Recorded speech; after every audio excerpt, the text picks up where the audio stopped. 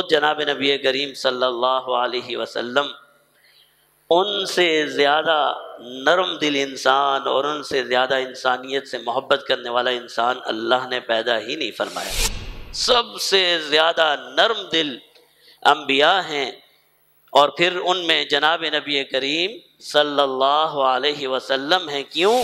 اللہ کا خوف پیدا ہونے کی وجہ سے ان کے دل کی نرمی بڑھتی چلی جاتی ہے، اور پھر یہ نرمی انہیں مجبور کرتی ہے کہ وہ انسان سے محبت کریں۔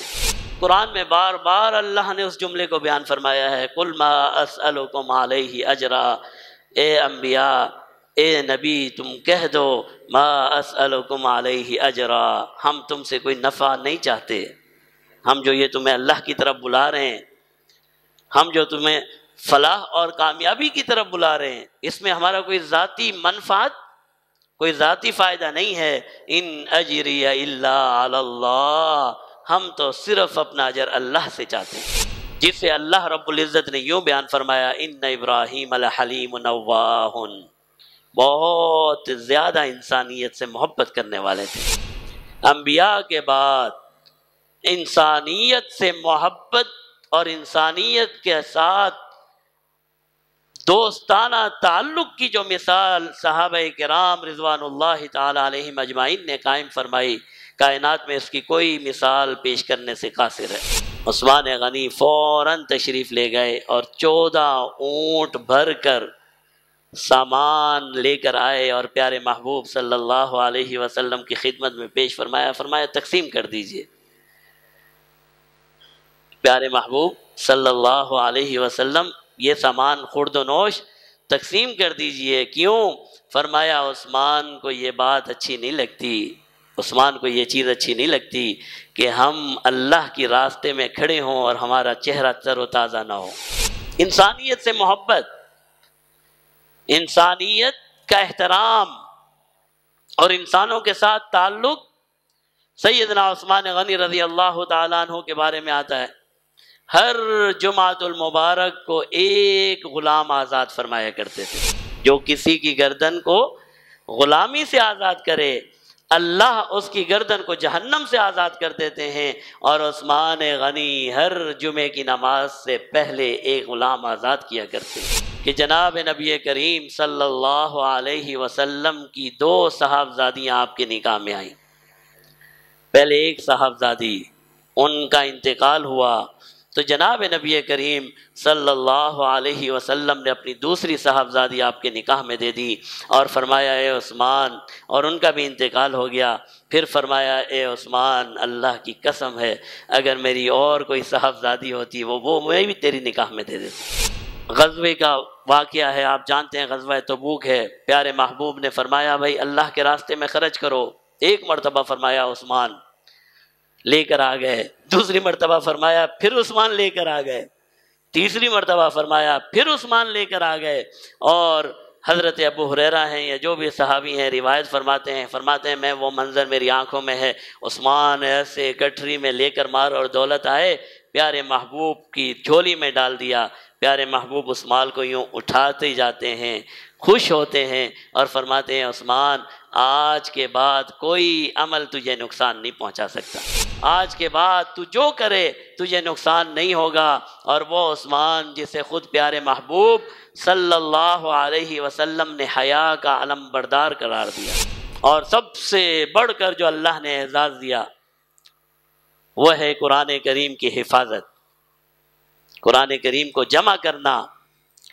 سیدنا عمر فاروق کے دور میں ہوا یقیناً، لیکن مختلف لغات کے قرآن کو، مختلف الفاظ میں پڑھے جانے والے قرآن کو ایک ہی لغت میں جمع کر دینا، آج آپ کراچی سے چلیں اور دنیا کے آخری کونے پہ چلے جائیں، جس طرح قرآن یہاں پڑھا جاتا ہے وہاں بھی اسی طرح پڑھا جاتا ہے۔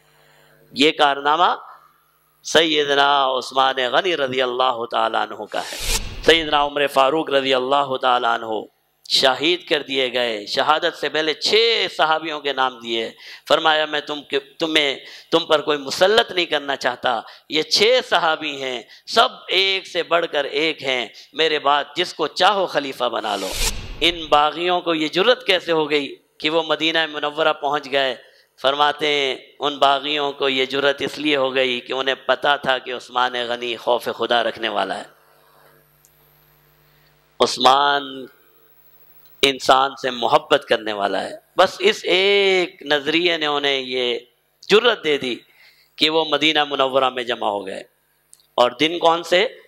ایام حج، اللہ کو سارے ایام سے زیادہ محبوب ہے۔ ایک دن کا روزہ ہم نے روایت پڑھی تھی نا، ایک دن کا روزہ 1 سال کے برابر ہے۔ اور راتیں کیسی؟ فرمایا ہر رات لیلۃ القدر کے برابر ہے۔ لیکن ان ظالموں نے رات کی بھی قدر نہیں کی، ان ایام کی بھی قدر نہیں کی۔ محاصرہ ہے، شدید محاصرہ ہے، اتنا محاصرہ ہے کہ سیدنا عثمان غنی رضی اللہ تعالی عنہ تک پانی لے جانے کی بھی اجازت نہیں ہے۔ وہ عثمان جس نے سب سے پہلے یورپ پر حملہ کیا، وہ عثمان جس نے افریقہ کو فتح کیا، وہ عثمان جس نے پہلا اسلامی بیڑا تشکیل دیا اور قیصر روم کو ایسی شکست دی کہ اس کی کمر توڑ کر رکھ دی، وہ عثمان غنی کیا اتنا مجبور اور لاچار ہو گیا کہ 7,000 یا 6,000 یا 5,000 یا 2,000 باغیوں کا مقابلہ نہیں کر سکتا؟ 40 دن تک محاصرہ ہے۔ فرمایا اے ابو ہریرہ، کیا تم یہ چاہو گے کہ تمہاری تلوار ساری انسانیت کو بھی قتل کر دے اور عثمان غنی کو بھی قتل کر دے؟ فرماتے میں نے کہا یہ تو میں کبھی نہیں چاہوں گا۔ فرمایا اے ابو ہریرہ، پھر اپنی تلوار کو بند کر دو۔ آج میرا سب سے بڑا دوست وہ ہے جو تلوار نہیں اٹھائے گا اور گھر میں جا کر بیٹھ جائے گا۔ کیوں؟ فرمایا میں نہیں چاہتا کہ میری وجہ سے ایک بھی معصوم انسان کا خون بہے۔ اگر خون بہہ گیا تو یہ پوری انسانیت کا قتل ہوگا۔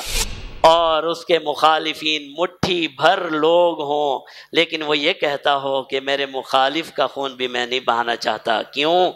کہ میرے دل میں اللہ کا خوف ہے اور درد ہے۔ ہم نے یہ اخلاق اور یہ کردار اللہ کو راضی کرنے کے لیے اپنانا ہے، اور یہی فلسفہ سیدنا عثمان غنی کی شہادت میں ہے۔ سیرت عثمان سے سیکھیے۔